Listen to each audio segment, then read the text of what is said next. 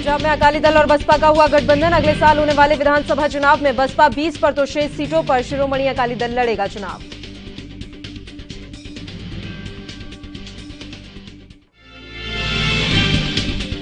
वित्त मंत्री निर्मला सीतारमण की अगुवाई में शुरू हुई जीएसटी काउंसिल की 44वीं बैठक। कोविड महामारी से जुड़ी दवाइयों, टीकों और चिकित्सा उपकरणों पर कर की दर कम करने पर लिया जाएगा फैसला। बीजेपी के राष्ट्रीय प्रवक्ता संबित पात्रा ने की प्रेस कॉन्फ्रेंस। कांग्रेस पर जमकर बरसे पात्रा। कहा, कांग्रेस का नाम आईएनसी की जगह एएनसी होना चाहिए।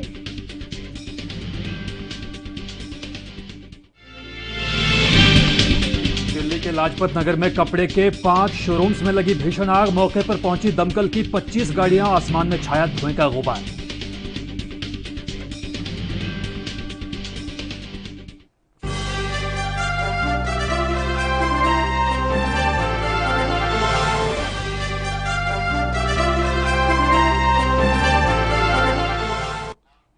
नमस्कार, एएनबी न्यूज देख रहे हैं आप। मैं हूं आपके साथ पल्लवी राजपूत और मैं हूं आपके साथ जुबैर खान। राष्ट्रीय राजधानी दिल्ली के सबसे बड़ी मार्केट में से एक लाजपत नगर मार्केट में आज आग लग गई। आग लाजपत नगर के सेंट्रल मार्केट में लगी, जिससे इलाके में अफरा तफरी का माहौल पैदा हो गया। आग की खबर मिलते ही दमकल की 15 गाड़ियां राहत और बचाव कार्य के लिए मौके पर भेजी गई। बताया जा रहा है कि भीषण आग में कई दुकानें भी चपेट में आ गई हैं, जिससे दुकानदारों को भारी आर्थिक सामना करना पड़ सकता है। फिलहाल आग लगने के कारणों का पता नहीं चल सका है, लेकिन आशंका जताई जा रही है कि इसके पीछे की वजह शॉर्ट सर्किट हो सकता है। आग में कई दुकानों के चपेट में आ जाने से भारी आर्थिक नुकसान की संभावना जताई जा रही है। दमकल की 15 गाड़ियों के मौके पर पहुंचने की फिलहाल सूचना मिली है।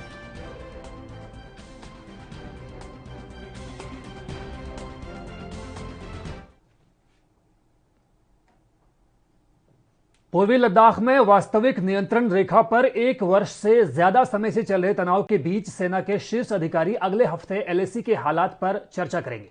उच्च स्तरीय बैठक के दौरान सेना के कमांडर इन चीफ स्तर के अधिकारियों को चीन की हरकतों से निपटने के लिए सेना की तैयारियों की जानकारी दी जाएगी। सूत्रों के मुताबिक 2 दिवसीय बैठक 16 जून को शुरू होगी। इसमें देश की सुरक्षा की अन्य चुनौतियों पर भी चर्चा होगी। सेना प्रमुख मनोज मुकुंद नरवणे अब तक एलएसी पर सेना की तैयारियों की समीक्षा करते रहे हैं।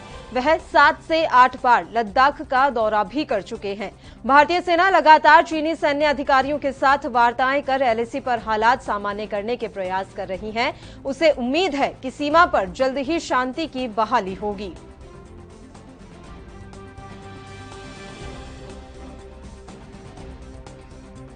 तो सेना प्रमुख मनोज मुकुंद नरवणे तैयारियों की समीक्षा कर रहे हैं। एलएसी के हालातों पर अगले हफ्ते शीर्ष सैन्य अधिकारियों के साथ चर्चा की जाएगी। ये अहम जानकारी हम आप तक पहुंचा रहे हैं। चीनी हरकतों से निपटने की जो तैयारियां इस समय चल रही हैं, उनकी जानकारी लेंगे मनोज मुकुंद नरवणे और वो तमाम तैयारियों की समीक्षा भी करेंगे। अब तक कई बार वो एलएसी पर जाकर दौरा कर चुके हैं और वहां की जो जमीनी हकीकत है उसे खुद मनोज मुकुंद नरवणे अब तक परख चुके हैं। इस बीच जानकारी मिल रही है कि चीन की हरकतों से निपटने की तैयारियों की जो जानकारियां हैं वो भी ली जाएंगी।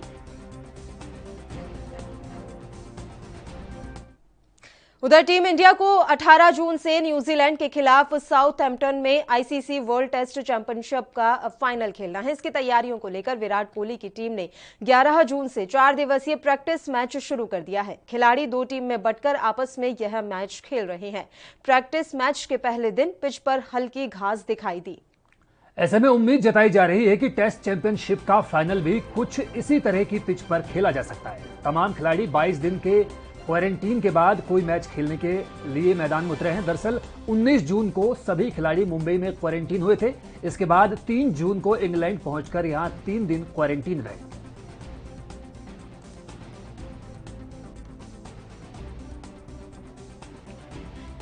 तो आपको बता दें कि 11 जून से 4 दिवसीय प्रैक्टिस मैच शुरू हो गया है। 18 जून को वर्ल्ड टेस्ट चैंपियनशिप का फाइनल है। इसके लिए अभी से प्रैक्टिस की जा रही है। विराट कोहली को आज प्रैक्टिस करते हुए देखा गया। 11 जून से 4 दिवसीय प्रैक्टिस मैच शुरू हो गए हैं। 18 जून को वर्ल्ड टेस्ट चैंपियनशिप का फाइनल है, उसके लिए ये प्रैक्टिस की जा रही है। 11 जून से 4 दिवसीय प्रैक्टिस मैच शुरू हो गए हैं। आज विराट कोहली को मैच के लिए प्रैक्टिस करते हुए देखा गया। कांग्रेस के वरिष्ठ नेता और मध्य प्रदेश के पूर्व मुख्यमंत्री दिग्विजय सिंह अनुच्छेद 370 को लेकर एक बार फिर विवादों में घिर गए हैं। दिग्विजय सिंह का एक क्लब हाउस का सनसनीखेज ऑडियो सामने आया है, जिसमें उन्होंने कहा कि अगर कांग्रेस पार्टी सत्ता में आती है तो वह जम्मू कश्मीर में अनुच्छेद 370 को फिर से बहाल करेगी। खास बात यह है कि दिग्विजय सिंह की क्लब हाउस चैट में पाकिस्तानी रिपोर्टर भी मौजूद था। इस सनसनीखेज ऑडियो को लेकर भाजपा ने दिग्विजय सिंह पर हमला बोला है। भाजपा ने जुबानी हमला बोलते हुए कहा है कि यही तो पाकिस्तान चाहता है।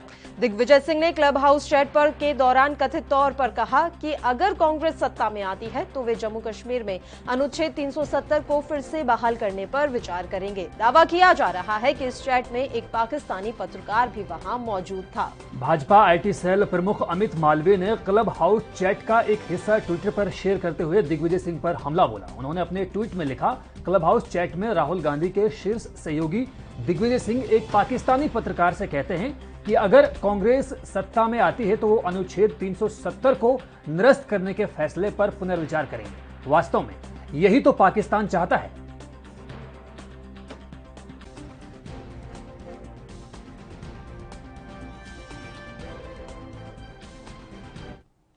अक्सर अपने बयानों के कारण सुर्खियों में रहने वाले कांग्रेस नेता दिग्विजय सिंह एक बार फिर बीजेपी के निशाने पर आ गए हैं। दिग्विजय सिंह ने क्लब हाउस पर चैट के दौरान कथित तौर पर कहा कि अगर कांग्रेस सत्ता में वापस आती है तो जम्मू कश्मीर में आर्टिकल 370 को फिर से बहाल करने पर विचार किया जाएगा।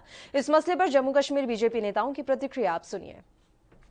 कांग्रेस के नेताओं का ये कोई नई बात नहीं है। इस प्रकार के बातें पहले भी बहुत कर चुके हैं और कांग्रेस हमेशा से एंटी इंडिया बात करती है। इससे पहले मणिशंकर अय्यर, जो कि कांग्रेस के बड़े नेता हैं, पाकिस्तान में जाकर कहते हैं कि आप हमारी हेल्प करो कि हम इंडिया में सरकार बना सकें। और आज जो दिग्विजय सिंह ने कहा है अपने आप में बड़ा शर्मनाक है। पाकिस्तान जो चाहता है वही बातें ये करते हैं। पाकिस्तान भी चाहता है कि धारा 370 टूटे और दिग्विजय भी वही बात कहते हैं। और आज पाकिस्तान के चैनल्स पर जिस प्रकार से डिस्कशंस होती हैं, वहां ये कहा जाता है कि मोदी के साथ सभी लोग नहीं है। कांग्रेस अगर ऐसा कोई बात आती है तो कांग्रेस हमारी सपोर्ट करेगी, लेफ्ट हमारी सपोर्ट करेगी, और बहुत सी ऐसी पार्टियों का उन्होंने नाम लिया है। पाकिस्तान कांग्रेस की तारीफ करे, ये शर्मनाक बात है। और पहले से ही लोगों ने जिस प्रकार से कांग्रेस को पूरे देश में लताड़ा है और आज कांग्रेस हाशिए पर खड़ी हो गई है। कांग्रेस मुक्त भारत की जो बात की थी, आज मुझे लगता है कि सिद्ध हो गई है। इसका कारण यही है कि इस प्रकार की जो इनकी भाषा हमेशा से एंटी इंडिया रही है। और एक बात और, जो विश्व में आज एक टूल किट पर काम हो रहा है भारत में अफरा तफरी फैलाने के लिए, ग्रेटा थनबर्ग ने पिछले दिनों जारी की थी, तो मुझे लगता है ये भी उसी का हिस्सा है। पाकिस्तानियों के साथ कांग्रेस का हाथ आतंकवादियों और अलगाववादियों के साथ धारा 370 कयामत की सुबह तक वापस नहीं आएगी। इस धारा 370 के कारण जम्मू कश्मीर में आतंकवाद, अलगाववाद और पाकिस्तान की मानसिकता को जन्म दिया गया। जब धारा 370 हटी तो पाकिस्तान के प्रधानमंत्री इमरान खान को तकलीफ हुई। इमरान खान ने विरोध प्रदर्शन किए और आज इमरान। बुलेटिन में खबरों का सिलसिला लगातार यूं ही जारी रहेगा। एक छोटे से ब्रेक के लिए रुक रहे हैं, आप बने रहिए हमारे साथ।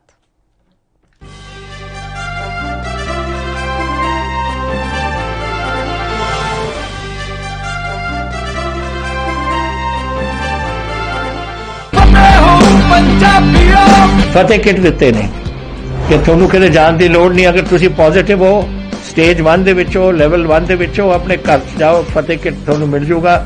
ਬਿਮਾਰੀ ਦਾ ਕੀ ਦਵਾਈ ਲੈਣੀ ਹੈ, कैसे ਲੈਣੀ ਹੈ, ਸਾਰਾ ਕਾਗਜ਼ ਵਿੱਚ ਹੈ। ਕੋਈ ਬੰਦਾ ਆਊਗਾ ਜਿਹੜਾ ਤੁਹਾਨੂੰ ਦੇਊਗਾ ਔਰ ਉਹ ਸਮਝਾਊਗਾ ਵੀ ਤੁਹਾਨੂੰ, ਉਹ ਤੁਸੀਂ ਲਓ।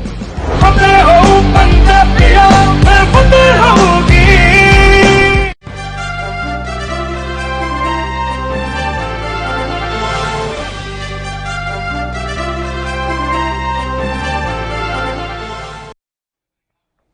तो ब्रेक के बाद स्वागत है आपका। खबर दोपहर में, बीजेपी आईटी सेल के हेड अमित मालवीय ने कांग्रेस नेता दिग्विजय सिंह का एक ऑडियो जारी किया है, जिसमें दावा किया गया है कि उन्होंने क्लब हाउस चैट के दौरान पाकिस्तान के पत्रकार से कहा कि अगर कांग्रेस की सरकार आती है तो अनुच्छेद 370 पर दोबारा विचार किया जाएगा। इस पर बीजेपी सांसद विनय सहस्त्रबुद्धे ने अपनी प्रतिक्रिया दी। बारे में इस तरीके की अपनी भावना को अभिव्यक्त किया है और इसलिए कांग्रेस संविधान निर्माताओं की जो भावना थी, उनकी जो भूमिका थी, उनके जो इरादे थे, उनके विपरीत काम करने जा रही है। संविधान निर्माताओं ने पहले से ये बताया था कि धारा 370 को क्रमशः हटना है, वो हटा नहीं पाए। हटाने का काम, ऐतिहासिक काम प्रधानमंत्री मोदी जी के नेतृत्व वाली सरकार ने किया और मैं मानता हूं कि उसके कारण जम्मू कश्मीर के जनता के विकास के रास्ते खुल गए हैं, न्याय के रास्ते खुल गए हैं। कई समाजों को जो न्याय नहीं मिल रहा था वो मिल रहा है।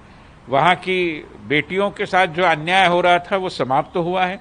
तो धारा 370 लाना एक दकियानुसी कदम होगा, घड़ी के कांटों को उल्टे घुमाने की पद्धति होगी और देश की जनता ये कदापि सहन नहीं करेगी। ये डॉक्टर बाबा साहब अम्बेडकर जी के सपनों का, अरमानों।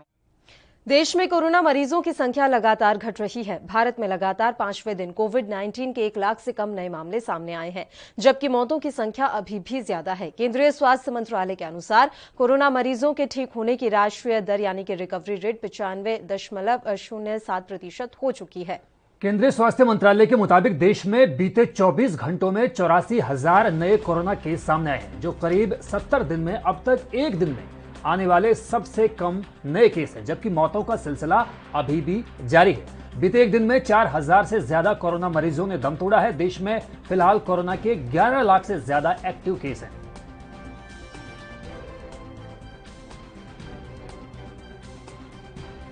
कोरोना वायरस की दूसरी लहर पे फ्रंट लाइन पर काम कर रहे डॉक्टर्स के लिए भी कहर साबित हो रही है। शनिवार को भारतीय मेडिकल एसोसिएशन ने जानकारी दी है कि कोरोना की ये खतरनाक दूसरी लहर अब तक 719 डॉक्टर्स की जान ले चुकी है। एसोसिएशन ने बताया कि सबसे ज्यादा डॉक्टरों की मौतें देश की राजधानी दिल्ली में हुई।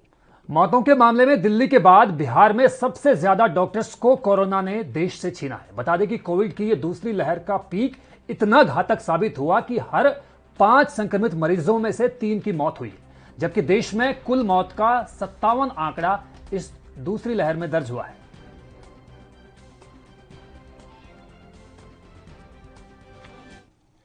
पिछले महीने ही सरकार ने नए आईटी नियम लागू किए हैं। भारत सरकार के नए आईटी नियम को लेकर सोशल मीडिया कंपनियों से काफी विवाद भी हुआ। हालांकि सभी ने नए नियम को अपने प्लेटफॉर्म पर लागू कर लिया है। नए नियम के आने के बाद नेशनल ब्रॉडकास्टर्स एसोसिएशन ने टीवी चैनल और अखबारों के डिजिटल प्लेटफॉर्म को नए नियमों से बाहर रखने का अनुरोध किया था, जिसे सरकार ने ठुकरा दिया है। ऐसे में अब टीवी चैनल्स और अखबारों के डिजिटल प्लेटफॉर्म्स पर भी नए आईटी नियम लागू होंगे। एनबीए ने सरकार से गुजारिश करते हुए कहा है कि ये प्लेटफॉर्म्स पहले से ही कई तरह के नियमों में जकड़े हुए हैं। ऐसे में एक और नया नियम इन पर लागू करना सही नहीं होगा। मंत्रालय ने एनबीए के अनुरोध को अस्वीकार कर दिया है। मंत्रालय का कहना है कि नए नियम से किसी के ऊपर कोई अतिरिक्त बोझ नहीं बढ़ने जा रहा है और इन्हें नए नियम के दायरे में लाने में कुछ भी गलत नहीं है। मंत्रालय का कहना है कि कानून में किसी तरह के अपवाद को शामिल उचित नहीं है, इसलिए नए नियम सभी पर समान रूप से लागू होंगे।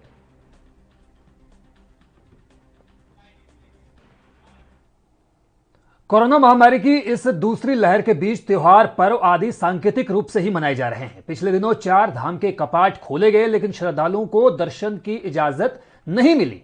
इसके बाद अब सबसे बड़ा धार्मिक आयोजन ओडिशा के पुरी में जगन्नाथ रथ यात्रा का होने वाला है। तारीख के अनुसार इस बार 12 जुलाई 2021 को निकलने वाली रथ यात्रा को लेकर संशय की स्थिति है कि उसका स्वरूप कैसा होगा। जानकारी के मुताबिक ओडिशा में 12 जुलाई को निर्धारित वार्षिक रथ यात्रा से 1 माह पहले राज्य सरकार ने गुरुवार को घोषणा की कि इस साल भी श्रद्धालुओं को उत्सव में हिस्सा लेने की अनुमति नहीं होगी।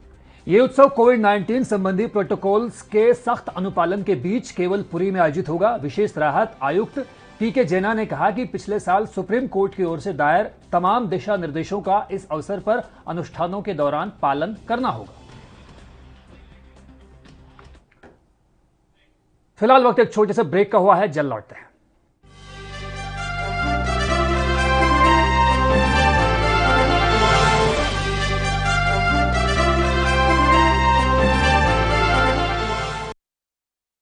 क्या आप दुबले पतले कमजोर हैं? आपकी सेहत नहीं बनती, भूख कम लगती है, वजन नहीं बढ़ता? दरअसल मेन बात खाना पीना खाना नहीं है, मेन बात है खाया पिया लगना। और अगर खाया पिया लगेगा ही नहीं तो सेहत बनेगी कैसे?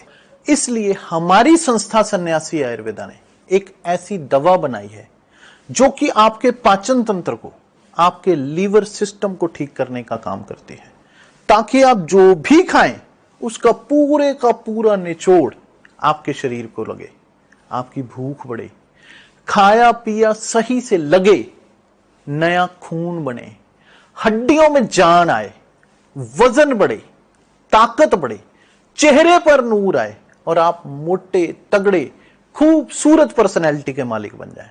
यह दवा पूरी तरह से आयुर्वेदिक होती है। इसका शरीर पर कोई भी साइड इफेक्ट, कोई भी नुकसान या दुष्प्रभाव नहीं होता।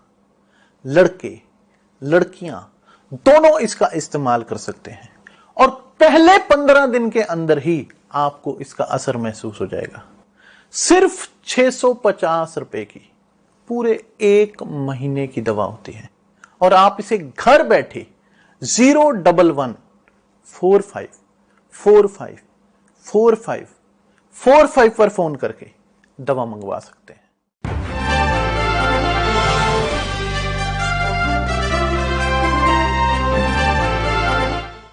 ब्रेक के बाद एक बार फिर से आप सभी का स्वागत है। बढ़ते हैं कुछ और खबरों की ओर। प्रधानमंत्री नरेंद्र मोदी के 47वें G7 शिखर सम्मेलन में संबोधन के मायने राजदूत और विदेशी मामलों के जानकार अनिल त्रिगुणायत ने बताए हैं। सुनिए क्या कुछ कहा उन्होंने। And I think that Prime Minister Modi will be talking on these issues, basically focusing on India's commitment that have already been made. As far as the outreach is concerned, as far as the climate change is concerned, as far as the fight against the COVID-19 is concerned. But India wants also to promote certain kind of an equity in the fight against healthcare. And India has always said that these global problems require global solutions and a global effort. And that's what I think Prime Minister Modi will be talking about it. We have faced the problem from the US itself when it did not very quickly supply. Uttar Pradesh Congress प्रदेश अध्यक्ष अजय कुमार लल्लू ने सरकार पर निशाना साधते हुए कहा है कि सरकार को कोरोना से हुई मौतों की चिंता करनी चाहिए, ना कि राजनीति की। आप भी सुनिए क्या कुछ उन्होंने कहा। मैं समझता हूं कि योगी जी को और मोदी जी को इस बात का चिंता व्यक्त करना चाहिए था कि कोविड महामारी के दौरान हजारों लाखों परिवार जो उजड़ गए, जिन्होंने अपना घर खोया, अपने परिवार के लोगों को खोया, हम कैसे उनके लिए क्या करें। मैं समझता हूं कि अस्पतालों का इंफ्रास्ट्रक्चर कैसे ठीक हो, अधिक से अधिक कर्मचारियों की भर्ती कैसे हो, डॉक्टर कैसे भर्ती हो, इसके लिए कोई व्यवस्था की जाए। जहां तक बेरोजगारी का एक बड़ा सवाल है उत्तर प्रदेश के लिए, देश के लिए, इस पर चिंता। 4 साल में 500 से अधिक लोग जहरीली शराब पीने के नाते काल के गाल में समा गए, उस पर चिंता की जाए, कैसे उस नेक्सस को तोड़ा जाए। मैं समझता हूं कि भारतीय जनता पार्टी की सरकार, मोदी जी और योगी जी को इस बात पर चिंता करना चाहिए कि उत्तर प्रदेश के बिगड़े हुए कानून व्यवस्था पर चर्चा करें। किसान आत्महत्या कर रहा है, 3 काले कानून को लेकर आज 6 महीने से अधिक हो गया आंदोलन करते हुए, उस पर चिंता व्यक्त की जाए। बजाय इसके सत्ता कैसे आए, क्या किया जाए, मंत्रिमंडल का विस्तार पूरी तरह उत्तर प्रदेश के लोगों के साथ धोखा है, बेईमानी है। भारतीय जनता पार्टी उत्तर प्रदेश में अपना विश्वास खो चुकी है। आने वाला समय यह तय हो चुका है कि भारतीय जनता पार्टी, ये शुरुआत है, अभी बहुत सारे बड़े बड़े नेता और खासकर उत्तर प्रदेश में अगर देखा जाए। फिलहाल वक्त एक और छोटे से ब्रेक का हुआ है। ब्रेक के उस पार भी जारी हैं दोपहर खबर।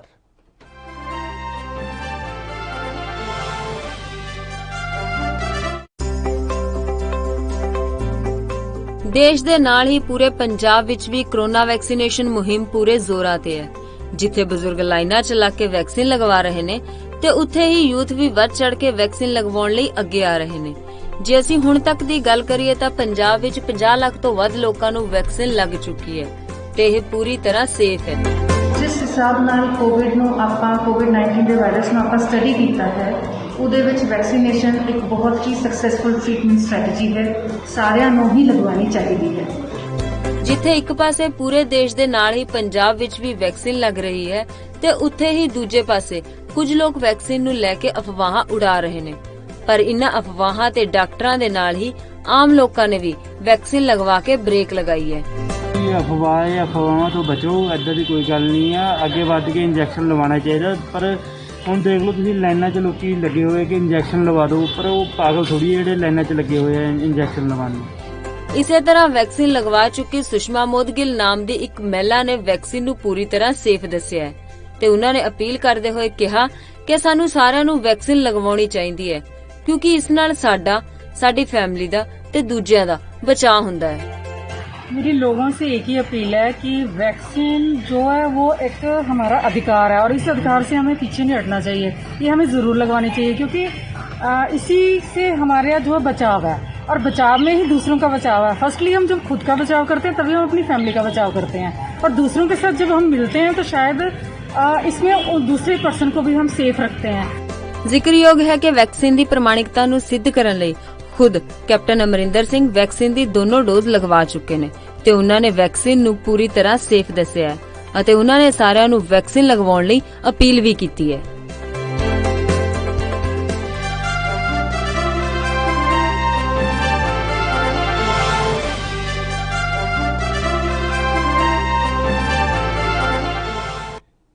ब्रेक के बाद एक बार फिर से आप सभी का स्वागत है। बढ़ते हैं कुछ और खबरों की ओर। भारतीय किसान यूनियन के प्रवक्ता राकेश टिकैत ने बताया कि 26 जून को राजभवन का घेराव करेंगे और राष्ट्रपति को ज्ञापन सौंपेंगे। हालांकि इस दौरान कोई शोर शराबा नहीं होगा, सिर्फ कुछ लोग ही जाएंगे। आप भी सुनिए और क्या कुछ कहा राकेश टिकैत ने। उसमें ये रहेगा कि गवर्नर साहब को एक ज्ञापन जाएगा 7 महीने पूरे होने पे और वो ज्ञापन राष्ट्रपति के नाम होगा। तो हर स्टेट में गवर्नर के माध्यम से ज्ञापन जाएगा जो संयुक्त मोर्चे का होगा, वो देंगे और राष्ट्रपति से ये करेंगे कि 7 महीने आंदोलन को पूरे हो गए और भारत सरकार बात नहीं कर रही तो राष्ट्रपति को हस्तक्षेप करना चाहिए, ये ज्ञापन जाएगा। काले झंडे की बात नहीं है, उनको ज्ञापन जाएगा राष्ट्रपति, उसमें गवर्नर हाउस पर जाएंगे, लोग अपना ज्ञापन देंगे, वो राष्ट्रपति के नाम ज्ञापन होगा। अगर पहले टाइम ले लेंगे कि किसी गवर्नर से अगर मिलना होगा कुछ स्टेट में तो कोशिश करेंगे कि उस दिन 5 आदमी से 11 आदमी से कोविड का पालन करते हुए गवर्नर साहब अगर कुछ लोगों से मिल रहे हैं किसी स्टेट में तो वो भी हम प्रोग्राम बनाएंगे। वो पहले प्रोटोकॉल के हिसाब से पहले प्रोग्राम हो जाता है वो, तो कुछ जगह कोशिश करेंगे कि गवर्नर साहब से मीटिंग भी हो जाए। मीटिंग नहीं होगी तो उनके एडीसी जो भी उनके वो होंगे उनको ज्ञापन दिए जाएंगे, वो ज्ञापन राष्ट्रपति के नाम होंगे और बाया गवर्नर हाउस वे राष्ट्रपति को ज्ञापन आएंगे। यहाँ पे मोर्चों पे बनेगी और गांव में, क्योंकि कबीर जी भी एक विचारक थे, पूर्ण रूप से समाज सुधार के काम करे और वो सभी धर्मों को मानने वाले थे, तो उसको मनाएंगे। और जैसे दूसरे भी महापुरुषों की यहाँ पे जयंतियां और उनके प्रोग्राम मनाए हैं, ऐसे ही 24 तारीख को भी प्रोग्राम करे जाए। बीच में भारत सरकार रुकावट है, वो सही मन से बात नहीं करना चाहते, घुमा फिरा के बात करना चाहते हैं। सही मन से बात करें हम तो तैयार हैं, कंडीशनल नहीं कि ये हमारी कंडीशन होगी आप बात कर लो। किसान इतना देश में कमजोर नहीं है कि कंडीशनल और किसान झुक कर जाएगा और वो बात करेगा। किसान देश का अन्नदाता है। बुलेटिन में फिलहाल वक्त हो चला है एक और छोटे से ब्रेक का। आप देखते रहिए ANB न्यूज।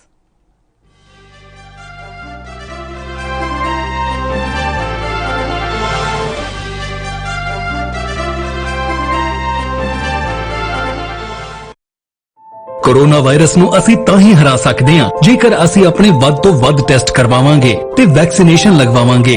जैसे ਤੁਹਾਨੂੰ ਕੋਈ ਥੋੜੀ ਬਿਮਾਰੀ ਵੀ ਲੱਗੇ, ਤੁਹਾਨੂੰ ਲੱਗੇ ਕਿ ਮੈਨੂੰ ਮੇਰੀ ਛਾਤੀ 'ਚ ਦਰਦ ਹੈ ਜਾਂ ਮੈਨੂੰ ਖਾਂਸੀ ਹੋ ਗਈ ਜਾਂ ਮੈਨੂੰ ਜ਼ੁਕਾਮ ਹੋ ਗਿਆ ਜਾਂ ਮੇਰਾ ਬਦਨ ਦਰਦ ਹੈ, ਤੁਸੀਂ ਵੇਟ ਨਾ ਕਰੋ, ਟੈਸਟ ਕਰਾਓ। ਪੰਜਾਬ ਸਰਕਾਰ ਵੱਲੋਂ ਕੋਰੋਨਾ ਵਾਇਰਸ ਨਾਲ ਨਜਿੱਠਣ ਲਈ ਪੰਜਾਬ ਦੇ ਪਿੰਡਾਂ ਵਿੱਚ ਵੈਕਸੀਨੇਸ਼ਨ ਡਰਾਈਵ ਚਲਾਈ ਗਈ ਹੈ ਤਾਂ ਜੋ 18 ਸਾਲ ਤੋਂ ਉੱਪਰ ਦੇ ਸਾਰੇ ਲੋਕ ਜਲਦ ਤੋਂ ਜਲਦ ਆਪਣੀ ਵੈਕਸੀਨੇਸ਼ਨ ਕਰਵਾ ਸਕਣ। पूरे पंजाब ਦੇ ਪਿੰਡਾਂ ਲਈ ਕੋਵਿਡ ਟੈਸਟਿੰਗ ਕੇਂਦਰ ਸਥਾਪਿਤ ਕੀਤੇ ਗਏ ਨੇ। ਜੇਕਰ ਤੁਹਾਨੂੰ ਬੁਖਾਰ ਜ਼ੁਕਾਮ ਜਿਹੇ ਲੱਛਣ ਮਹਿਸੂਸ ਹੁੰਦੇ ਹਨ ਤਾਂ ਤੁਰੰਤ ਆਪਣਾ ਕੋਰੋਨਾ ਵਾਇਰਸ ਦਾ ਟੈਸਟ ਕਰਵਾਓ। ਕੋਰੋਨਾ ਸੰਬੰਧੀ ਜਾਣਕਾਰੀ ਲਈ 104 ਹੈਲਪਲਾਈਨ ਤੇ ਕਾਲ ਕਰੋ।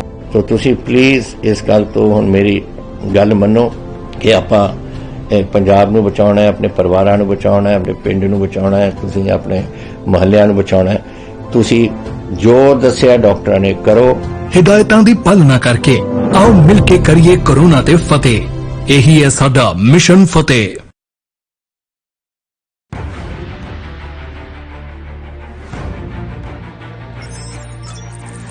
खबर चाहे सियासत की हो या सरकार की, खबर चाहे भ्रष्टाचार की हो या गुनहगार की, दिन भर में क्या रहा देश जगत का हाल, किस मुद्दे ने बनाई किसकी सरकार, रखते हैं हम सब पर नजर, पहुंचाते हैं हम हर खबर। हम हैं ANB न्यूज।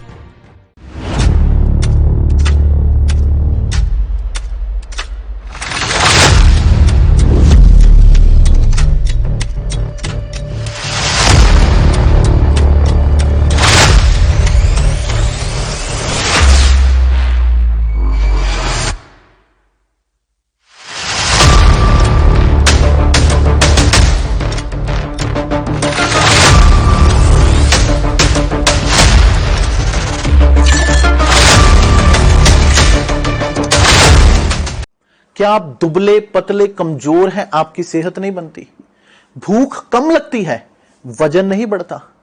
दरअसल मेन बात खाना पीना खाना नहीं है, मेन बात है खाया पिया लगना। और अगर खाया पिया लगेगा ही नहीं तो सेहत बनेगी कैसे?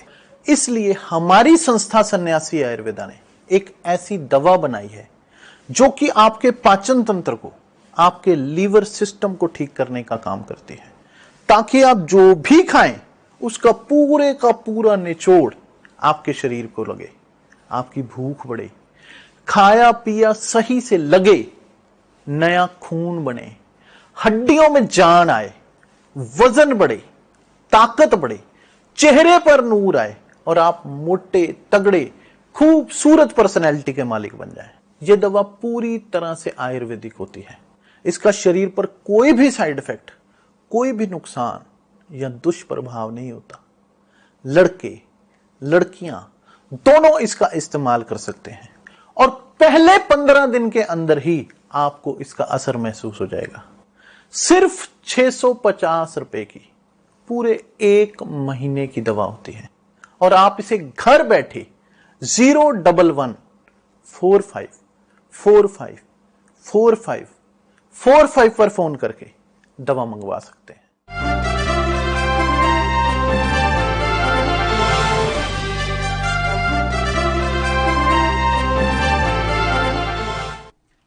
तो ब्रेक के बाद स्वागत है आपका। खबर दोपहर में एनसीपी नेता नवाब मलिक ने बीजेपी पर बड़ा जुबानी हमला करते हुए कहा है कि बीजेपी की बौखलाहट साफ तौर पर नजर आ रही है। उन्होंने योगी सरकार पर भी निशाना साधते हुए कहा कि अब राज्य की जनता बदलाव चाहती है। पश्चिम बंगाल की जनता ने भारतीय जनता पार्टी को पूरी तरह से नकारा और जो डर लोगों में पैदा किया गया था, हमें लगता है वो डर खत्म हो गया। मुकुल रॉय जी पुनः टीएमसी में शामिल हो गए। एक बड़ी तादाद विधायकों की और एमपी की है जो टीएमसी में शामिल होना चाहती है। हमें लगता है बौखलाहट बीजेपी में है और ये कहना कि मुकुल रॉय जी ये मीर जाफर हैं, गद्दार है, हमें लगता है बौखलाहट में इस तरह का बयान बीजेपी की तरफ से। खबर चलाई जा रही है कि केंद्रीय मंत्रिमंडल में भी फेरबदल होगा, अधिकार है प्रधानमंत्री का। ये कहा जा रहा है कि राज्य मंत्रिमंडल में भी बदलाव होगा। बीजेपी बदलाव यूपी में करे ना करे उसका अधिकार है, लेकिन उत्तर प्रदेश की जनता ने मन बना लिया है कि पूरी तरह से बदलाव जनता करेगी और सत्ता परिवर्तन निश्चित। विपक्षी दलों को एकजुट करने का काम किया जाए, वो लगातार ये बातें करते आए हैं। बंगाल चुनाव के पहले भी वो बंगाल भी जाने वाले थे, तबीयत खराब होने के कारण जा नहीं पाए, लेकिन फिर ये कोशिश होगी कि देश में विपक्षी दलों को एक किया जाए और एक सशक्त मोर्चा भारतीय जनता पार्टी के खिलाफ खड़ा किया जाए, जिसके लिए राष्ट्रवादी कांग्रेस पार्टी पहले से प्रयत्नशील है, इसकी पक्षधर है। आने वाले दिनों में तो नवाब मलिक ने विपक्ष को एकजुट होने की अपील की है। साथ ही उन्होंने कहा है कि विपक्ष को अब मजबूत होना पड़ेगा ताकि भारतीय जनता पार्टी के खिलाफ एक सशक्त मोर्चा हम खड़ा कर सकें। खबर दोपहर में खबरों का सिलसिला लगातार जारी रहेगा। एक छोटे से ब्रेक के लिए रुक रहे हैं, फौरन हाजिर होंगे।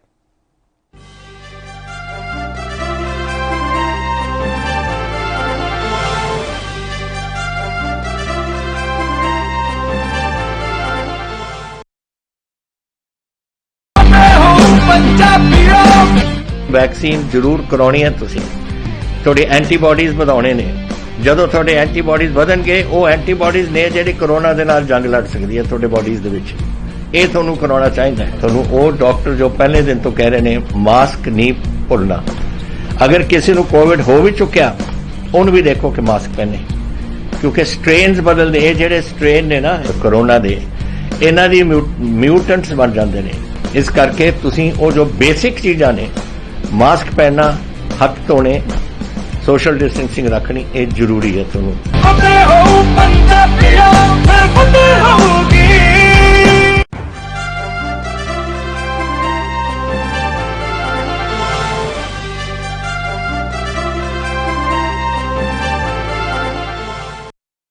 ब्रेक के बाद एक बार फिर शुरू करते हैं खबरों का सिलसिला। आप नेता राघव चड्ढा ने बीजेपी पर हमला करते हुए कहा कि बीजेपी बातें घुमाती है। सीएम केजरीवाल गरीबों के लिए घर घर तक राशन पहुंचाना चाहते हैं, तब भी बीजेपी के पेट में दर्द होता है। उन्होंने और क्या कुछ कहा, सुनाते हैं आपको। जहां तक ऑक्सीजन की बात है, ऑक्सीजन का पूरा मेस और मिसमैनेजमेंट और सप्लाई चेन डिसरप्शन पूरे देश भर में जो हुआ, उसके लिए अगर कोई एक सरकार जिम्मेदार है वो भाजपा शासित केंद्र सरकार जिम्मेदार है। और ये बात कोई मैं आम आदमी पार्टी का प्रवक्ता हो तो ही नहीं कह रहा, या कोई व्यक्ति जो भाजपा के विचारधारा के खिलाफ है वो नहीं कह रहा। ये सुप्रीम कोर्ट ने लगातार और दिल्ली हाई कोर्ट ने लगातार केंद्र सरकार को फटकार लगा लगाकर समझाया, डांटा, और उसके बाद दिल्ली वालों को ऑक्सीजन मिली सुप्रीम कोर्ट और हाई कोर्ट के हस्तक्षेप के बाद। जहां तक राशन की बात है, क्या गुनाह किया अरविंद केजरीवाल जी ने? अरविंद केजरीवाल जी ने यही तो कहा कि जब इस देश में पिज्जा, बर्गर, फ्रिज और वॉशिंग मशीन तक की होम डिलीवरी हो जाती है, तो गरीब के घर में अगर राशन की होम डिलीवरी अरविंद केजरीवाल जी करना चाहते हैं तो भाजपा की सरकार को क्या परेशानी है? आज भाजपा सरकार जो है वो एक लड़ाई झगड़ा करने वाली पार्टी बन गई है।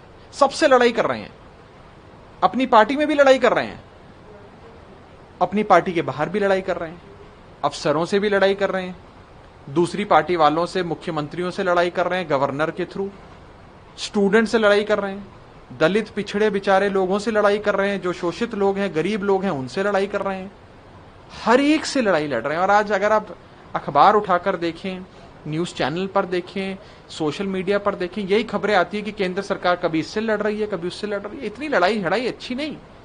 लोग लड़ाई झगड़ा नहीं देखना चाहते।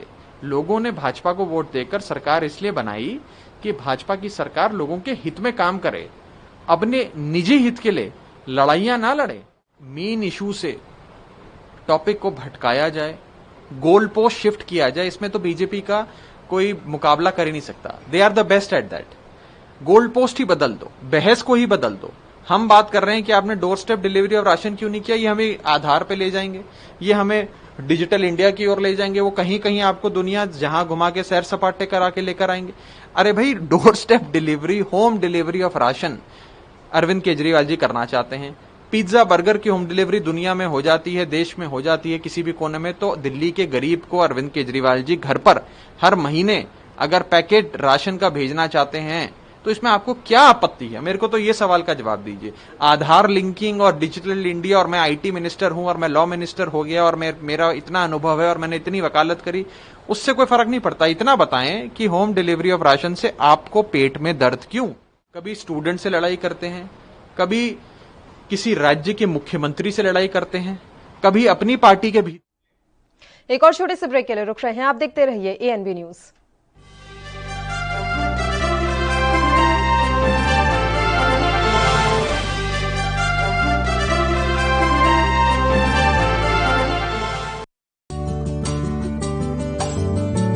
ਰਾਜਸਥਾਨ ਤੇ ਪਾਕਿਸਤਾਨ ਦੀ ਹੱਦ ਤੇ ਵਸਿਆ ਜ਼ਿਲ੍ਹਾ ਫਾਜ਼ਿਲਕਾ ਪੰਜਾਬ ਦੇ ਉਹਨਾਂ ਜ਼ਿਲ੍ਹਿਆਂ ਵਿੱਚ ਸ਼ਾਮਿਲ ਹੈ ਜਿੱਥੇ ਕੋਰੋਨਾ ਮਹਾਮਾਰੀ ਨੂੰ ਲੈ ਕੇ ਸ਼ਾਸਨ ਪ੍ਰਸ਼ਾਸਨ ਸ਼ੁਰੂ ਤੋਂ ਹੀ ਅਲਰਟ ਮੋਡ ਤੇ ਰਿਹਾ ਹੈ। ਇੱਥੇ ਮੁੱਖ ਮੰਤਰੀ ਕੈਪਟਨ ਅਮਰਿੰਦਰ ਸਿੰਘ ਦੇ ਹੁਕਮਾਂ ਅਨੁਸਾਰ ਸਿਹਤ ਵਿਭਾਗ ਵੱਲੋਂ ਸੈਂਪਲਿੰਗ ਦਾ ਕੰਮ ਜ਼ੋਰਾਂ ਤੇ ਹੈ ਅਤੇ ਜਿਹੜੇ ਲੋਕ ਕੋਰੋਨਾ ਪੋਜ਼ਿਟਿਵ ਹੋ ਰਹੇ ਨੇ ਉਹਨਾਂ ਦੀ ਰਿਕਵਰੀ ਲਈ ਵੱਖ-ਵੱਖ ਟੀਮਾਂ ਜੰਗੀ ਪੱਧਰ ਤੇ ਦਿਨ ਰਾਤ ਕੰਮ ਤੇ ਲੱਗੀਆਂ ਹੋਈਆਂ ਨੇ। ਜੇ ਗੱਲ ਰਿਕਵਰੀ ਦੀ ਕਰੀਏ ਤਾਂ ਹੁਣ ਤੱਕ ਜ਼ਿਲ੍ਹੇ ਵਿੱਚ 15,000 ਤੋਂ ਵੱਧ ਲੋਕ ਠੀਕ ਹੋ ਕੇ ਆਪਣੇ ਘਰਾਂ ਨੂੰ ਜਾ ਚੁੱਕੇ ਨੇ ਤੇ 3,000 ਦੇ ਕਰੀਬ ਲੋਕ ਹੋਮ ਆਈਸੋਲੇਸ਼ਨ ਦੇ ਵਿੱਚ ਆਪਣਾ ਇਲਾਜ ਕਰਵਾ ਰਹੇ ਨੇ। ਸਿਹਤ ਵਿਭਾਗ ਦੀਆਂ ਟੀਮਾਂ ਵੀ ਸਮੇਂ ਸਿਰ ਉਹਨਾਂ ਦੀ ਸਾਰ ਲੈਂਦੀ ਰਹਿੰਦੀ ਹੈ। ਇਸ ਤੋਂ ਇਲਾਵਾ ਜੇ ਗੱਲ ਸੈਂਪਲਿੰਗ ਦੀ ਕਰੀਏ ਤਾਂ ਹੁਣ ਤੱਕ ਫਾਜ਼ਿਲਕਾ ਜ਼ਿਲ੍ਹੇ ਵਿੱਚ 2 ਲੱਖ ਦੇ ਕਰੀਬ ਸੈਂਪਲ ਲਏ ਜਾ ਚੁੱਕੇ ਨੇ ਤੇ 10,000 ਤੋਂ ਵੱਧ ਲੋਕਾਂ ਦਾ ਵੈਕਸੀਨੇਸ਼ਨ ਹੋ ਚੁੱਕਾ ਹੈ। ਕੋਰੋਨਾ ਦੇ ਸੰਬੰਧ ਵਿੱਚ ਅਸੀਂ ਪਿਛਲੇ ਕੁਝ ਦਿਨਾਂ ਤੋਂ ਜਿਹੜੀ ਟੈਸਟਿੰਗ ਆ ਕਾਫੀ ਵਧਾ ਦਿੱਤੀ ਆ, ਸੋ ਅਸੀਂ ਇਹਨੂੰ ਹੋਰ ਅਪਗ੍ਰੇਡ ਕਰਾਂਗੇ। ਪਿੰਡਾਂ ਦੇ ਵਿੱਚ ਵੀ ਅਸੀਂ ਟੈਸਟਿੰਗ ਕਰ ਰਹੇ ਹਾਂ, ਸੋ ਉਸ ਨਾਲ ਸਾਡਾ ਜਿਹੜਾ ਮੇਨ ਯਤਨ ਹੈ ਕਿ ਜਿੰਨੀ ਜਲਦੀ ਡਿਟੈਕਸ਼ਨ ਹੋ ਸਕੇ ਉਹਨਾਂ ਵਧੀਆ ਤਰੀਕੇ ਨਾਲ ਅਸੀਂ ਟ੍ਰੀਟਮੈਂਟ ਮੁਹੱਈਆ ਕਰਵਾ ਸਕਦੇ ਹਾਂ। ਦਰਅਸਲ ਕੈਪਟਨ ਅਮਰਿੰਦਰ ਸਿੰਘ ਸਰਕਾਰ ਨੇ ਕੋਰੋਨਾ ਮਹਾਮਾਰੀ ਦੀ ਸ਼ੁਰੂਆਤ ਤੋਂ ਹੀ ਪੂਰੇ ਪੰਜਾਬ ਵਿੱਚ ਵੱਖ-ਵੱਖ ਟੀਮਾਂ ਦਾ ਗਠਨ ਕੀਤਾ ਸੀ ਜੋ ਸ਼ਹਿਰ ਤੋਂ ਲੈ ਕੇ ਪਿੰਡਾਂ ਤੱਕ ਸੈਂਪਲਿੰਗ ਦੇ ਕੰਮ ਵਿੱਚ ਰੁੱਝੀਆਂ ਹੋਈਆਂ ਨੇ। ਇਸ ਤੋਂ ਇਲਾਵਾ ਪੰਜਾਬ ਸਰਕਾਰ ਨੇ ਪਿੰਡਾਂ ਲਈ ਕੋਰੋਨਾ ਮੁਕਤ ਮੁਹਿੰਮ ਵੀ ਸ਼ੁਰੂ ਕੀਤੀ ਹੈ।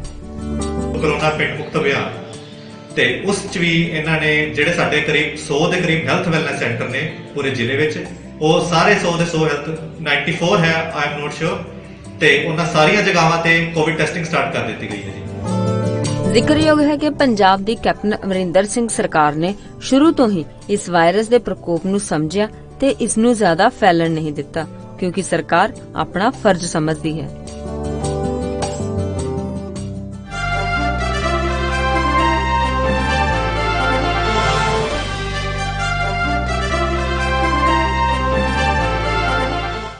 तो ब्रेक के बाद स्वागत है आपका। आप देख रहे हैं खबर दोपहर। जेडीयू प्रवक्ता राजीव रंजन ने अखिलेश यादव पर हमला करते हुए कहा है कि ये समय राजनीति करने का नहीं है।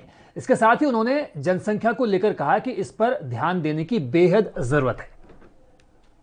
क्या नियंत्रण एक बड़ी चुनौती है। देश कहीं ना कहीं 140 करोड़ लोगों का ये देश, संसाधन बंट रहे हैं, लोगों की कठिनाइयां बढ़ रही हैं और इसीलिए जब चीन जैसे देश से जनसंख्या नियंत्रण के लिए तमाम तरकीब अपनाए और उसे नियंत्रित कर लिया है तो निसंदेह भारत के राजनीतिक दलों को धर्म या जाति से परे हट करके राष्ट्र हित में जनसंख्या नियंत्रण को अमली जामा पहनाना चाहिए। अखिलेश यादव जैसे नेता जिस तरह के बयान देते रहे हैं और उत्तर प्रदेश की जनता के बीच भाजपा का वैक्सीन कह करके लोगों को गुमराह करके अनेक लोगों को कहीं न कहीं जाने अनजाने में उन्होंने मौत की आगोश में सोने के लिए विवश कर दिया और अब इस तरह के बयान दे करके वो अपनी सिवाय बौखलाहट के कुछ भी जाहिर नहीं कर रहे हैं। उन्हें उत्तर प्रदेश की जनता से अपने पिछले बयान के लिए माफ़ी मांगनी चाहिए और सियासत के लिए ये वक्त नहीं है, ये मौके आगे भी उन्हें मिलेंगे। भारतीय स्टेट बैंक ने कोविड महामारी के दौरान इलाज को लेकर आमजन के सामने इलाज को लेकर आ रही पैसे की कमी को देखते हुए एक कोलेटरल फ्री लोन स्कीम जारी की है जिसे कवच पर्सनल लोन का नाम दिया गया है। इसमें कस्टमर को 5 लाख रुपए तक का लोन दिया जाएगा। इसमें ब्याज दरों को भी कम रखा गया है। एसबीआई के चेयरमैन दिनेश खारे ने कहा है कि एसबीआई इस स्कीम को लॉन्च करके काफी खुश है क्योंकि इससे आम भारतीय सुविधा लेकर अपना और अपने परिवार का कोविड इलाज कराने में सक्षम होगा। बैंक ने यह भी सुनिश्चित किया कि कवच पर्सनल लोन लेने के लिए किसी भी तरह का एसेट जमा नहीं करना होगा। एसबीआई ने इस स्कीम के तहत 5 लाख रुपए का लोन 5 साल तक के लिए दिया है। इसमें कम से कम 25,000 रुपए का लोन दिया जा सकता है जिसकी ब्याज दर 8.5 होगी। कम ब्याज दर और सुविधाजनक अवधि के अलावा लोन लेने के बाद 3 महीने के लोन मॉरेटोरियम समय का प्रावधान भी रहेगा। बैंक का कहना है कि ये सुविधा काफी अच्छी है क्योंकि इस पर्सनल लोन को काफी कम ब्याज दर के साथ कोलेटरल फ्री कैटेगरी में रखा गया है।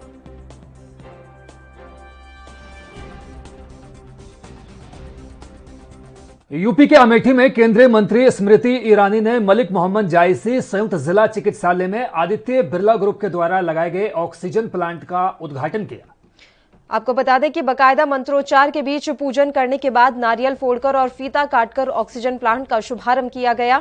इस ऑक्सीजन प्लांट के शुरू हो जाने से अमेठी के मरीजों को ऑक्सीजन की कमी से बड़ी राहत यहां पर मिलेगी। तो मरीजों को ऑक्सीजन की कमी से बड़ी राहत मिलेगी। स्मृति ईरानी ने यहां ऑक्सीजन प्लांट का उद्घाटन किया है। बिरला ग्रुप की तरफ से यह ऑक्सीजन प्लांट यहां पर लगाया गया है, जिसका उद्घाटन करने खुद केंद्रीय मंत्री स्मृति ईरानी आज अमेठी पहुंची। मंत्रोच्चार के बीच ऑक्सीजन प्लांट का उद्घाटन यहां पर किया गया। इस ऑक्सीजन प्लांट के उद्घाटन के बाद अमेठी के लोगों को ऑक्सीजन की कोई कमी नहीं होगी। यहां मरीजों को सारी सुविधाएं दी जाएंगी।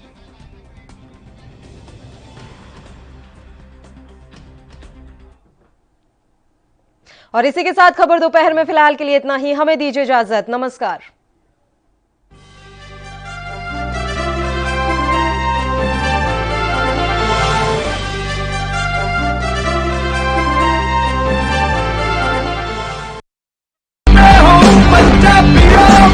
रूरल कोरोना वॉलंटियर्स कह के एक 7 ਬੰਦਿਆਂ ਦਾ ਗਰੁੱਪ ਹਰ ਪਿੰਡ ਦੇ ਵਿੱਚ ਬਣਾਇਆ ਜਾਏ ਔਰ 7 ਮੈਂਬਰ ਦਾ ਗਰੁੱਪ ਆਪਣੇ ਪਿੰਡਾਂ ਦੇ ਵਿੱਚ ਘੁੰਮੇ और ਇਹਦੇ ਵਿੱਚ ਉਹਨਾਂ ਨੂੰ ਐਮਫਸਾਈਜ਼ ਕਰਨਾ ਚਾਹੀਦਾ ਹੈ ਟੈਸਟ ਕਰੋ जैसे मैं ਤੁਹਾਨੂੰ ਦੱਸਿਆ ਜਿੱਥੇ ਫਿਰ ਅਗਰ ਕੋਈ ਪੋਜ਼ਿਟਿਵ ਨਿਕਲਿਆ ਉਹ ਕਿਹਨੂੰ ਮਿਲਿਆ ਉਹਨੂੰ ਟ੍ਰੇਸ ਕਰੋ ਕਿ ਜਾ ਕੇ ਦੇਖੋ ਕਿ ਕਿਹਨੂੰ ਮਿਲਿਆ ਉਹਨੂੰ ਵੀ ਟੈਸਟ ਕਰੋ ਔਰ ਫਿਰ ਜਿਹੜੇ ਕੋਵਿਡ ਪੋਜ਼ਿਟਿਵ ਨੇ ट्रीट करो 3 T's 3 T's test trace and treat ये चीज़ां अगर आप कर सकिए तो तुसी देखो ये अपने पिंड और मोहल्ले कंट्रोल आ सकती है।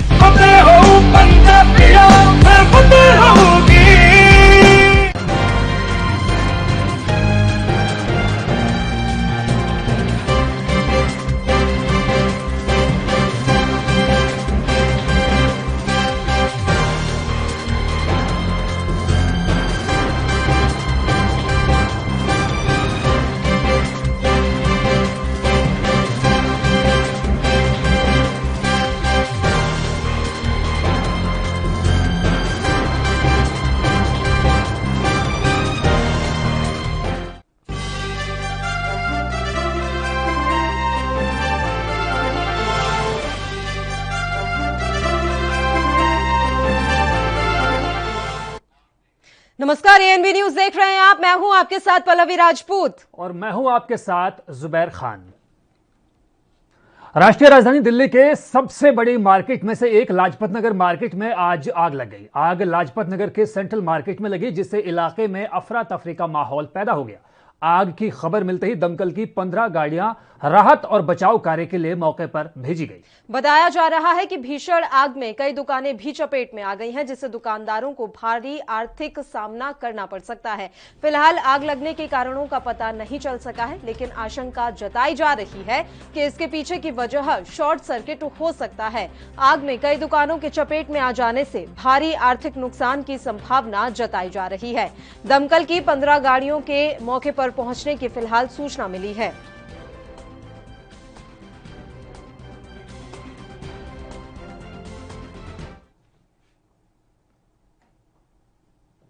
पूर्वी लद्दाख में वास्तविक नियंत्रण रेखा पर 1 वर्ष से ज्यादा समय से चल रहे तनाव के बीच सेना के शीर्ष अधिकारी अगले हफ्ते एलएसी के हालात पर चर्चा करेंगे। उच्च स्तरीय बैठक के दौरान सेना के कमांडर इन चीफ स्तर के अधिकारियों को चीन की हरकतों से निपटने के लिए सेना की तैयारियों की जानकारी दी जाएगी। सूत्रों के मुताबिक 2 दिवसीय बैठक 16 जून को शुरू होगी। इसमें देश की सुरक्षा की अन्य चुनौतियों पर भी चर्चा होगी। सेना प्रमुख मनोज मुकुंद नरवणे अब तक एलएसी पर सेना की तैयारियों की समीक्षा करते रहे हैं। वह 7 से 8 बार लद्दाख का दौरा भी कर चुके हैं। भारतीय सेना लगातार चीनी सैन्य अधिकारियों के साथ वार्ताएं कर एलएसी पर हालात सामान्य करने के प्रयास कर रही है। उसे उम्मीद है कि सीमा पर जल्द ही शांति की बहाली होगी।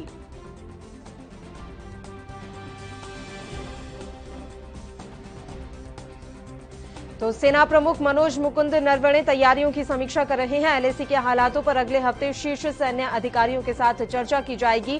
ये अहम जानकारी हम आप तक पहुंचा रहे हैं। चीनी हरकतों से निपटने की जो तैयारियां इस समय चल रही हैं, उनकी जानकारी लेंगे मनोज मुकुंद नरवणे और वो तमाम तैयारियों की समीक्षा भी करेंगे। अब तक कई बार वो एलएसी पर जाकर दौरा कर चुके हैं और वहां की जो जमीनी हकीकत है उसे खुद मनोज मुकुंद नरवणे अब तक परख चुके हैं। इस बीच जानकारी मिल रही है कि चीन की हरकतों से निपटने की तैयारियों की जो जानकारियां हैं वो भी ली जाएंगी।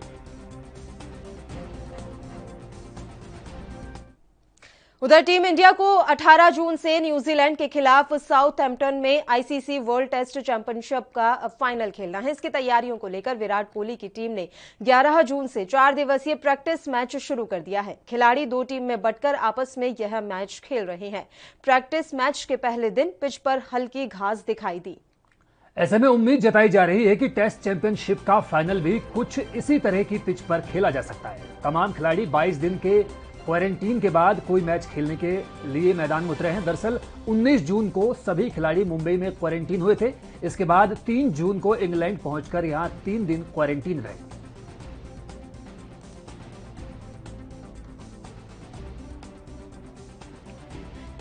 तो आपको बता दें कि 11 जून से 4 दिवसीय प्रैक्टिस मैच शुरू हो गया है। 18 जून को वर्ल्ड टेस्ट चैंपियनशिप का फाइनल है। इसके लिए अभी से प्रैक्टिस की जा रही है। विराट कोहली को आज प्रैक्टिस करते हुए देखा गया। 11 जून से 4 दिवसीय प्रैक्टिस मैच शुरू हो गए हैं।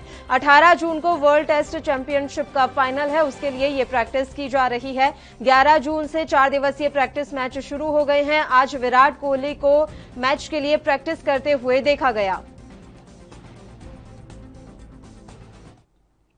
कांग्रेस के वरिष्ठ नेता और मध्य प्रदेश के पूर्व मुख्यमंत्री दिग्विजय सिंह अनुच्छेद 370 को लेकर एक बार फिर विवादों में घिर गए हैं। दिग्विजय सिंह का एक क्लब हाउस का सनसनीखेज ऑडियो सामने आया है, जिसमें उन्होंने कहा कि अगर कांग्रेस पार्टी सत्ता में आती है तो वह जम्मू कश्मीर में अनुच्छेद 370 को फिर से बहाल करेगी। खास बात यह है कि दिग्विजय सिंह की क्लब हाउस चैट में पाकिस्तानी रिपोर्टर भी मौजूद था। इस सनसनीखेज ऑडियो को लेकर भाजपा ने दिग्विजय सिंह पर हमला बोला है। भाजपा ने जुबानी हमला बोलते हुए कहा है कि यही तो पाकिस्तान चाहता है। दिग्विजय सिंह ने क्लब हाउस चैट पर के दौरान कथित तौर पर कहा कि अगर कांग्रेस सत्ता में आती है तो वे जम्मू कश्मीर में अनुच्छेद 370 को फिर से बहाल करने पर विचार करेंगे। दावा किया जा रहा है कि इस चैट में एक पाकिस्तानी पत्रकार भी वहां मौजूद था। भाजपा आईटी सेल प्रमुख अमित मालवीय ने क्लब हाउस चैट का एक हिस्सा ट्विटर पर शेयर करते हुए दिग्विजय सिंह पर हमला बोला। उन्होंने अपने ट्वीट में लिखा, क्लब हाउस चैट में राहुल गांधी के शीर्ष सहयोगी दिग्विजय सिंह एक पाकिस्तानी पत्रकार से कहते हैं कि अगर कांग्रेस सत्ता में आती है तो वो अनुच्छेद 370 को निरस्त करने के फैसले पर पुनर्विचार करेंगे। वास्तव में यही तो पाकिस्तान चाहता है।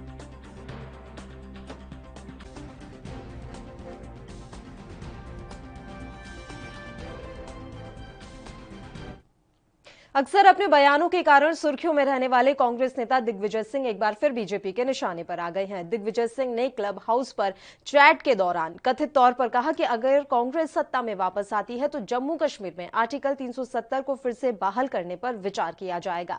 इस मसले पर जम्मू कश्मीर बीजेपी नेताओं की प्रतिक्रिया आप सुनिए।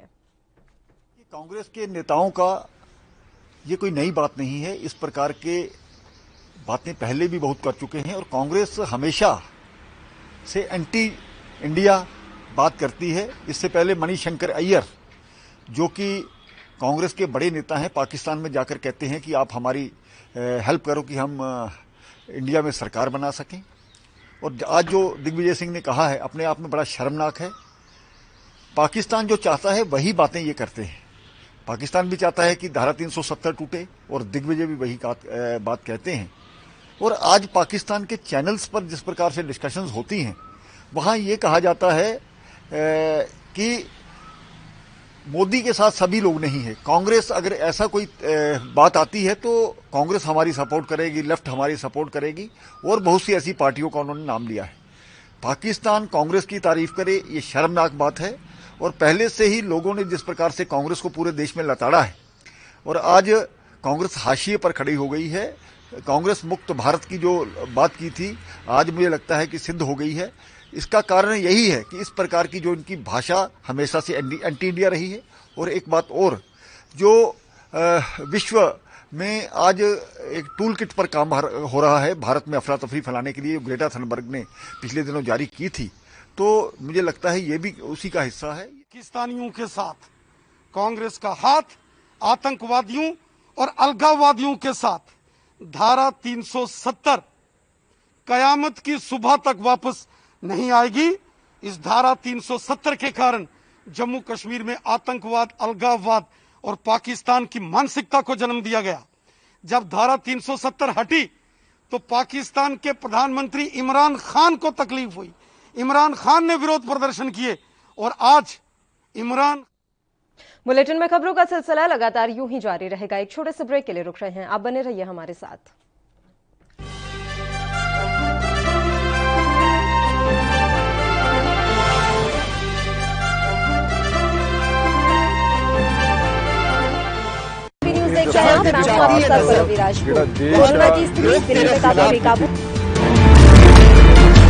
खबरनामा, खबर से असर तक शाम 5 बजे सिर्फ ANB न्यूज पर।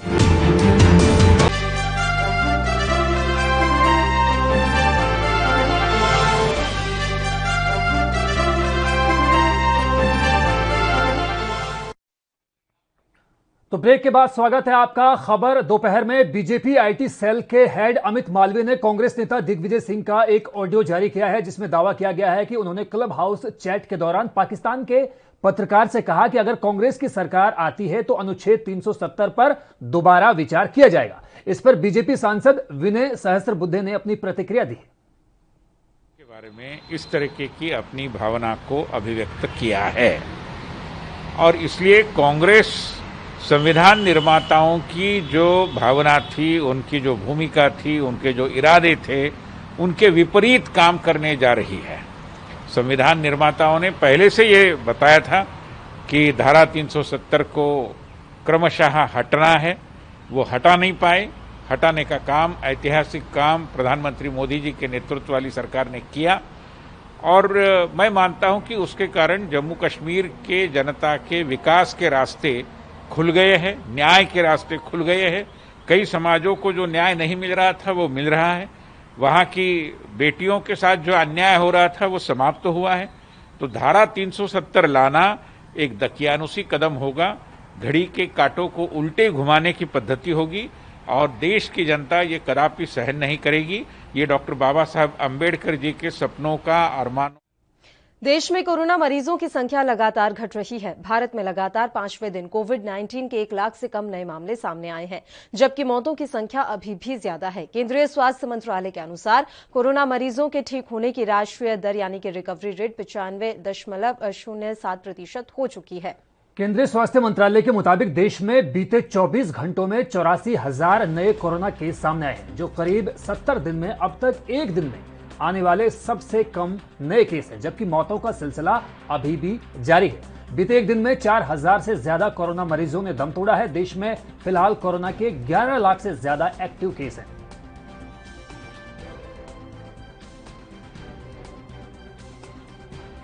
कोरोना वायरस की दूसरी लहर पे फ्रंट लाइन पर काम कर रहे डॉक्टर्स के लिए भी कहर साबित हो रही है। शनिवार को भारतीय मेडिकल एसोसिएशन ने जानकारी दी है कि कोरोना की ये खतरनाक दूसरी लहर अब तक 719 डॉक्टर्स की जान ले चुकी है। एसोसिएशन ने बताया कि सबसे ज्यादा डॉक्टरों की मौतें देश की राजधानी दिल्ली में हुई। मौतों के मामले में दिल्ली के बाद बिहार में सबसे ज्यादा डॉक्टर्स को कोरोना ने देश से छीना है। बता दें कि कोविड की ये दूसरी लहर का पीक इतना घातक साबित हुआ कि हर 5 संक्रमित मरीजों में से 3 की मौत हुई, जबकि देश में कुल मौत का 57 आंकड़ा इस दूसरी लहर में दर्ज हुआ है।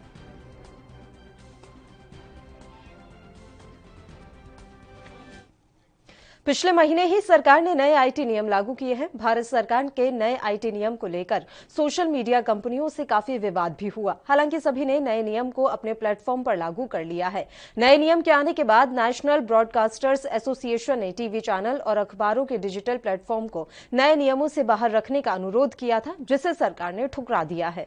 ऐसे में अब टीवी चैनल्स और अखबारों के डिजिटल प्लेटफॉर्म्स पर भी नए आईटी नियम लागू होंगे। एनबीए ने सरकार से गुजारिश करते हुए कहा है कि ये प्लेटफॉर्म्स पहले से ही कई तरह के नियमों में जकड़े हुए हैं। ऐसे में एक और नया नियम इन पर लागू करना सही नहीं होगा। मंत्रालय ने एनबीए के अनुरोध को अस्वीकार कर दिया है। मंत्रालय का कहना है कि नए नियम से किसी के ऊपर कोई अतिरिक्त बोझ नहीं बढ़ने जा रहा है और इन्हें नए नियम के दायरे में लाने में कुछ भी गलत नहीं है। मंत्रालय का कहना है कि कानून में किसी तरह के अपवाद को शामिल उचित नहीं है, इसलिए नए नियम सभी पर समान रूप से लागू होंगे।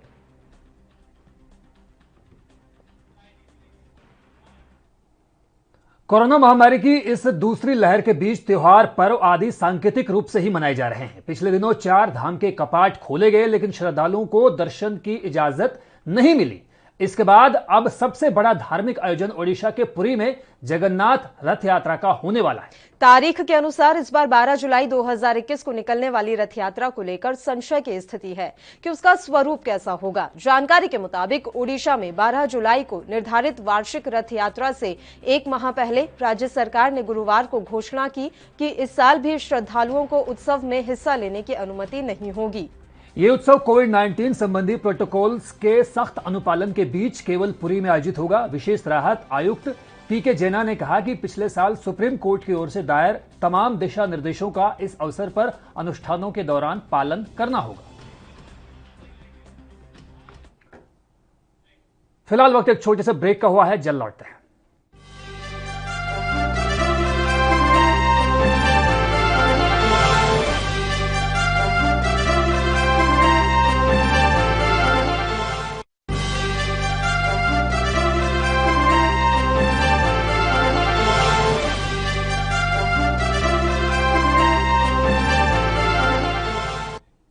ब्रेक के बाद एक बार फिर से आप सभी का स्वागत है। बढ़ते हैं कुछ और खबरों की ओर। भारतीय किसान यूनियन के प्रवक्ता राकेश टिकैत ने बताया कि 26 जून को राजभवन का घेराव करेंगे और राष्ट्रपति को ज्ञापन सौंपेंगे। हालांकि इस दौरान कोई शोर शराबा नहीं होगा, सिर्फ कुछ लोग ही जाएंगे। आप भी सुनिए और क्या कुछ कहा राकेश टिकैत ने। उसमें ये रहेगा कि गवर्नर साहब को एक ज्ञापन जाएगा 7 महीने पूरे होने पे, और वो ज्ञापन राष्ट्रपति के नाम होगा। तो हर स्टेट में गवर्नर के माध्यम से ज्ञापन जाएगा जो संयुक्त मोर्चे का होगा, वो देंगे और राष्ट्रपति से ये करेंगे कि 7 महीने आंदोलन को पूरे हो गए और भारत सरकार बात नहीं कर रही तो राष्ट्रपति को हस्तक्षेप करना चाहिए, ये ज्ञापन जाएगा। काले झंडे की बात नहीं है, उनको ज्ञापन जाएगा राष्ट्रपति, उसमें गवर्नर हाउस पर जाएंगे, लोग अपना ज्ञापन देंगे, वो राष्ट्रपति के नाम ज्ञापन होगा। अगर पहले टाइम ले लेंगे कि किसी गवर्नर से अगर मिलना होगा कुछ स्टेट में, तो कोशिश करेंगे कि उस दिन 5 आदमी से 11 आदमी से कोविड का पालन करते हुए गवर्नर साहब अगर कुछ लोगों से मिल रहे किसी स्टेट में, तो वो भी हम प्रोग्राम बनाएंगे। वो पहले प्रोटोकॉल के हिसाब से पहले प्रोग्राम हो जाता है वो, तो कुछ जगह कोशिश करेंगे कि गवर्नर साहब से मीटिंग भी हो जाए। मीटिंग नहीं होगी तो उनके एडीसी जो भी उनके वो होंगे उनको ज्ञापन दिए जाएंगे, वो ज्ञापन राष्ट्रपति के नाम होंगे और बाया गवर्नर हाउस वे राष्ट्रपति को ज्ञापन आएंगे। यहाँ पे मोर्चों बनेगी और गांव में, क्योंकि कबीर जी भी एक विचारक थे, पूर्ण रूप से समाज सुधार के काम करे और वो सभी धर्मों को मानने वाले थे, तो उसको मनाएंगे। और जैसे दूसरे भी महापुरुषों की यहाँ पे जयंतियां और उनके प्रोग्राम मनाए हैं, ऐसे ही 24 तारीख को भी प्रोग्राम करे जाए। बीच में भारत सरकार रुकावट है, वो सही मन से बात नहीं करना चाहते, घुमा फिरा के बात करना चाहते हैं। सही मन से बात करें, हम तो तैयार हैं, कंडीशनल नहीं कि ये हमारी कंडीशन होगी आप बात कर लो।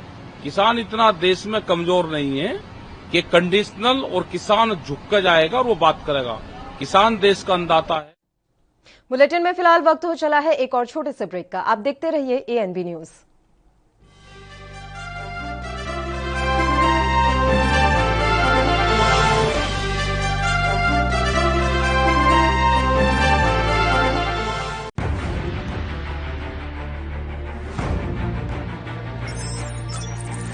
खबर चाहे सियासत की हो या सरकार की,